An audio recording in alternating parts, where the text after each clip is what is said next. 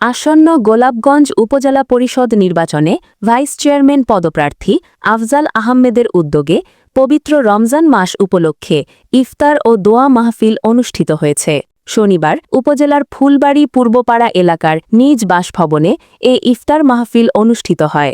এ সময় আফজাল আহমেদ উপস্থিত সবার দোয়া ও সমর্থন কামনা করে ভাইস চেয়ারম্যান পদে নিজের প্রার্থিতা ঘোষণা করে তিনি বলেন, আজ থেকে অফিসিয়ালি ভাইস চেয়ারম্যান প্রার্থী হিসাবে আমি নিজেকে ঘোষণা করলাম।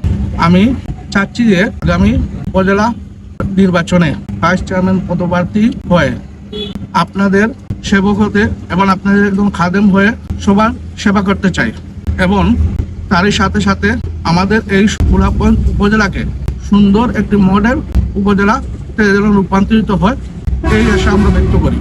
ইফতার পূর্ব মুহূর্তে এলাকার গণ্যমান্য ব্যক্তিবর্গ, সামাজিক ও রাজনৈতিক নেতৃবৃন্দ সহ বিভিন্ন শ্রেণী পেশার মানুষ অংশগ্রহণে দেশ, জাতি ও মুসলিম উম্মার কল্যাণ কামনায় বিশেষ দোয়া পরিচালনা করা হয়।